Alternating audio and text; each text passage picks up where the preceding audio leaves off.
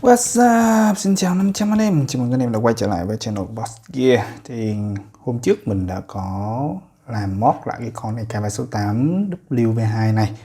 Và hiện tại mình đã thay cho nó một cái bộ keycap mới. Đây là bộ keycap theo chuẩn MDA và dùng đó là chất liệu PPT double shot. Thì đây mình cho các bạn xem cái keycap nó sẽ như thế nào nhé. Cái keycap này thì đây, đó, nó sẽ làm double shot 2 lớp, các bạn có thể nhìn rõ ở đây. Ở phía trong của nó làm khá là dày. Và cái độ cao của nó sẽ là độ cao tương đương với lại chuẩn Cherry. Nhưng mà nó sẽ có cái bề rộng của cái cáp sẽ to ngang với lại FA. Cho nên các bạn nhìn thấy cái mặt của nó sẽ to hơn, đó, nhìn nó tròn tròn hơn đấy. Và với cái tiết diện lớn như thế này thì các bạn yên tâm là nó sẽ không bao giờ bị cấn những cái switch mà có switch mà mặt xuôi ấy, mặt ngược ấy, thì nó sẽ không bị cấn. Nó sẽ khắc phục được cái chuyện đó. Và đồng thời là cái độ cao cũng thấp đủ để cho chúng ta đỡ bị mỏi tay như là chuẩn FA. Và mình cũng đã thay cho con này là sang switch MMD Panda. Và với cái switch MMD Panda này thì các bạn có thể nghe được cái tiếng tactile nó tốt hơn một chút so với lại thằng Idra.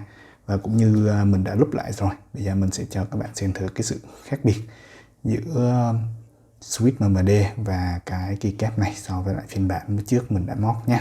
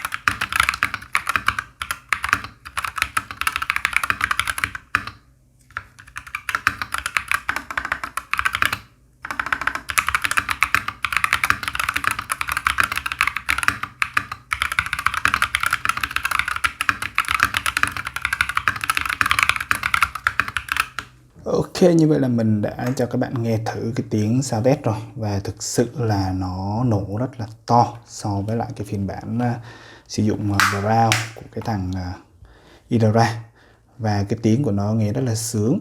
Nếu như mà các bạn thích nghe cái tiếng nổ to như thế này thì các bạn có thể thử cái switch MMD Panda.